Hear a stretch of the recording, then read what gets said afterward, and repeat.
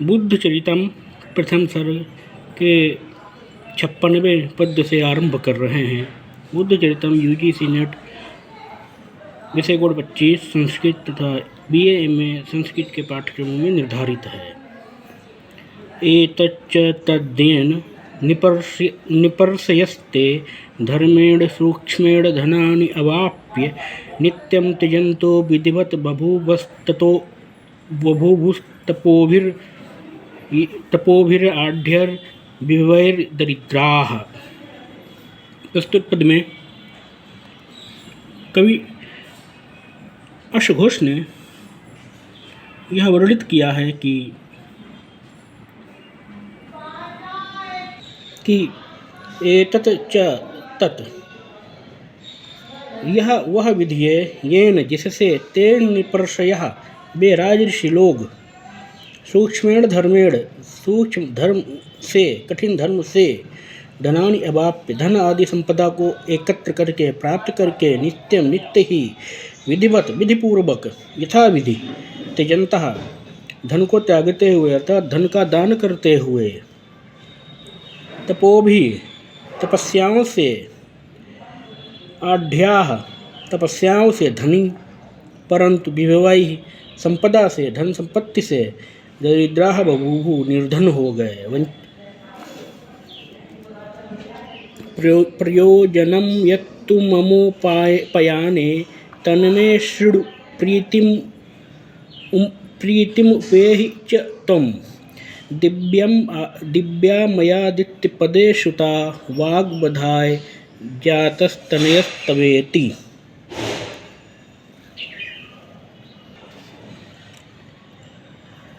प्रयोजनम यत्तु मयोपयाने मम उपयाने मेरे तुम्हारे समीप आने में यत प्रयोजनम जो प्रयोजन है उद्देश्य है तन्मे शृणु तत् में शृणु मेरे उस प्रयोजन को तुम मुझसे सुनो। प्रीतिम उपेहि च तुम प्रीतिम च उपेहि और प्रसन्न हो प्रसन्नता को प्राप्त करो। तव तनयः तुम्हारा पुत्र बोधाय जाता बोध के लिए ज्ञान के लिए उत्पन्न हुआ है। इति तथा इस प्रकार की दिव्यावाक दिव्यवाणी मया मेरे द्वारा आदित्य पथे आकाश मार्ग में श्रुता सुनी गई है। श्रुत्वा वचस्तच्च मनश्च युक्त्वा ज्ञात्वा निमित्तायश्च ततो अस्म्युपेतः दिदृक्षया शाक्यकुलध्वजस्य शक्रध्वजस्य एव समुच्छ्रितस्य। तत्पश्चात तत्वचः श्रुत्वा उस आकाशवाणी को सुन करके मनः च युक्ता और मन को योग युक्त करके निमित्तैः च ज्ञात्वा निमित्तों से शुभ शकुनों से ज्ञात्वा जान करके शक्रध्वजस्य एव इंद्र की ध्वजा के समान समुच्छ्रितस्य शाक्यकुलस्य ध्वजस्य शाक्यकुल की अति उन्नत पताका को तुम्हारे पुत्र रूपी पताका को दिदीक्षया देखने की इच्छा से उपेतः अस्मि मैं आया हुआ हूँ। प्रस्तुत 59वें पद्य में असित मुनि राजा शुद्धोधन से प्रस्तुत 59वें पद्य में यह वर्णित है कि असित मुनि के वचनों को सुनकर अत्यंत प्रसन्न हुए राजा शुद्धोधन ने पूर्ण असित मुनि को अपने पुत्र का दर्शन कराया। इत्येतद इदं वचनं निशम्य प्रहर्ष संभ्रांत गतिर्नरेन्द्रः आदाय धात्रंक गतं कुमारं संदर्शयामास्तपोधनाय। इति इस प्रकार से एवं तद वचनम निशम्य इस प्रकार से उस वचन को सुन करके प्रहर्ष संभ्रांत गति अत्यंत हर्ष से शीघ्र गति वाले द्रुत गति वाले नरेंद्र उन राजा दुष्यंत ने धात्र अंक गतम कुमारम आदाय धात्री के गोद में स्थित बालक को लेकर के तपोधनाय संदर्शयामास उन तपस्वी असित मुनि को दिखाया अपने पुत्र का दर्शन कराया। प्रस्तुत 62वें पद्य में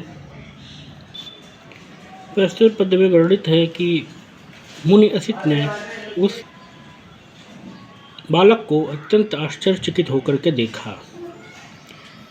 चक्रांकपादं स ततो महर्षिर्जालाबनद्धाङ्गुलिपाणिपादं षोडभ्रुभं वाराणवस्तिकोशं सविस्मयं राजसुतं ददर्श।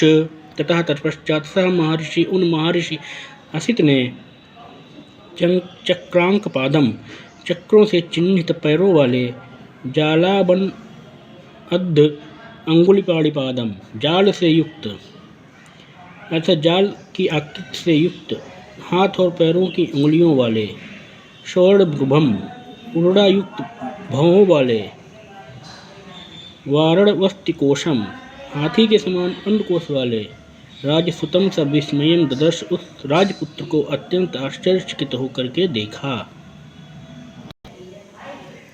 धात्र्यंकसन्निविष्टम् अवेक्ष्य चैनं देव्यंकसंविष्टम् इव अग्निसूनुं बभूव पक्षामान्त विचञ्चिता श्रुतिर्निशस्य चैव त्रिदिवोन्मुखो अभूत। देवी अंकसंविष्टम देवी पार्वती की गोद में बैठे हुए सोए हुए, अग्निशूनुम अग्नि के पुत्र अर्थात कुमार कार्तिकेय के समान, धात्री अंक संविष्टम धात्री धाय के गोद में बैठे हुए, एनम अवेक्ष इस बालक को देख करके, पक्षमांत विचंचित अश्रु अश्युक्त बरौनियों वाले बभूव व अश्रुयुक्त बरौनियों वाले वे महर्षियासित हो गए। निश्वास और निश्वास लेकर के त्रिदिव उन्मुखाचाभूत आकाश की ओर देखने लगे। प्रस्तुत 62वें पद्य में यह वर्णित है कि महर्षि असित के अश्रुओं को देख करके राजा शुद्धोधन अत्यंत सशंकित हो गए। दृष्टवासितं त्वश्रुपरिप्लुताक्षं स्नेहात्तनुजस्य नृपश्चकम्पे सद्गद्गदं बाष्पकषायकण्ठः पपृच्छ स प्राञ्जलिरनताङ्गः अश्रुपरिप्लुताक्षम्। असितं दृष्ट्वा अश्रुपूरित नेत्रों वाले उन असित मुनि को देख करके तनुजस्य स्नेहात अपने पुत्र के स्नेह से नृपः चकम्पे राजा शुद्धोधन काँप गए। बाष्पकषाय कंठा अश्रुओं से गदगद कंठ वाले, आनत अंगः नतमस्तक, प्रांजलि च सप्रणाम सह वह राजा शुद्धोधन सगदगदम पपृच्छ ने अत्यंत गदगद होकर के उन मुन असित से पूछा। अल्पांतरम यस्य बपुः सूरेभ्यो बहु अद्भुतं यस्य च जन्मदीप्तं तस्य उत्तमं भाविनं माथचार्थं तं प्रेक्ष्य कस्मात् तब धीरबाष्पः। धीर हे धैर्यवान मुनि, यस्य बपुः जिसका शरीर सूर्यभ्यः देवताओं से अल्पांतरम बहुत ही कम अंतर वाला है, यस्य जन्मदीप्तं च जिसका जन्म दीप्यमान, बहु अद्भुतम और अत्यंत आश्चर्यजनक है, अर्थम उत्तमम आर्थ उसके जिसके भविष्य में होने वाले उद्देश्य को उत्तम कहा गया है, अर्थात जिसका भावी उत्तम उद्देश्य कहा गया है। तम प्रेक्ष्य उसको देख करके तब बाष्पः अकस्मात आपके नेत्रों में अश्रु किस कारण से आ गए हैं।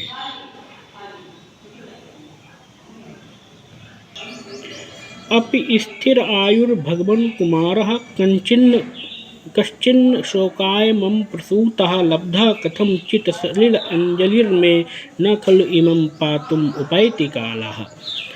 प्रस्तुत पद में राजा शुद्धोधन ने असित मुनि से पूछा है कि हे मुनिवर, क्या मेरा यह पुत्र दीर्घायु है अथवा नहीं।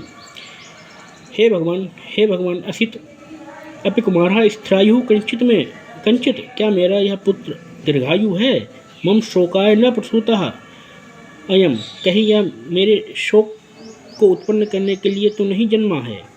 कथंचित लब्धा में सलिल अंजलि अस्ति किसी प्रकार से प्राप्त हुई यह मेरी जलांजलि है। एवं पातुम काला न उपैत खलु क्या कहीं इसको पीने के लिए स्वयं काल ही तो नहीं आ रहा है। अपि अक्षयं मे शशो निधानं कंचित् ध्रुवो मे कुलहस्तसारः अपि प्रयास्यामि सुखं परत्र सुप्तो अपि पुत्रे अमि शयकचक्षुः अपि मे यशः निधानम अक्षयम, क्या मेरा यश रूपी कोष सुरक्षित है?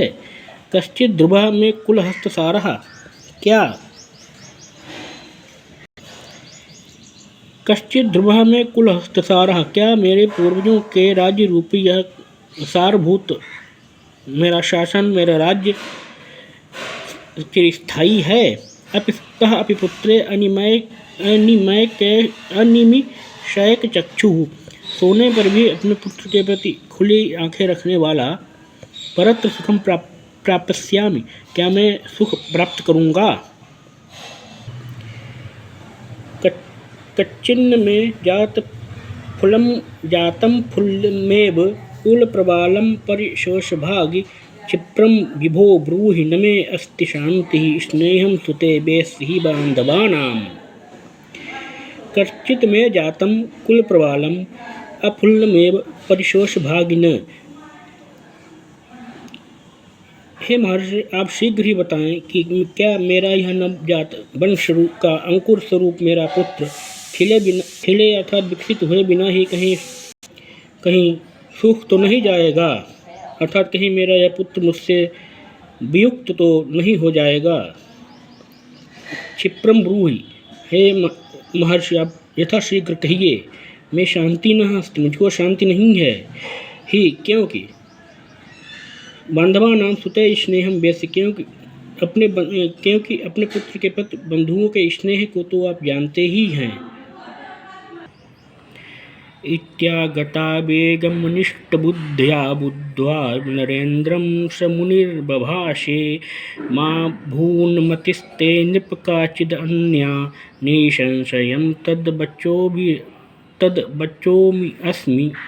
सह मुनि, वह मुनि नरेंद्रम अनिष्ट बुद्धिया, राजा को अनिष्ट की आशंका से आगत युक्त बुद्धवा जान करके, बेगम इति भवासे शीघ्रता से बोले, नृप हे राजन, ते मति काचित अन्या माँ भूत, तुम्हारा विचार किसी भी प्रकार से अन्यथा ना हो।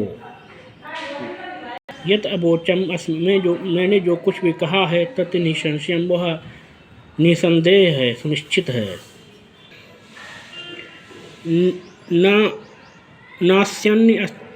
नासन्यथात्वं प्रतिविक्रिया में स्वाम वंचनाम तु प्रतिविक्लबो अस्मि। कालो हि मे यातुमयं च जातो जाति क्षयस्य सुलभस्य बोधा, अस्य अन्यथा तम प्रति में विक्रिया न। इस बालक के अनर्थ के प्रति मुझे कोई विकार नहीं है। स्वाम वंचनाम प्रति विक्लबोवसी, मैं तो अपनी वंचना के प्रति व्याकुल हो रहा हूँ। ही मैं यातुम कालाहगता, क्योंकि मेरे परलोक गमन का समय आ गया है। असुलभस्य जाति क्षेत्र बोधा च अयम जाता, और जन्मनाश के दुर्लभ उपायों का ज्ञाता यह अब उत्पन्न हुआ है।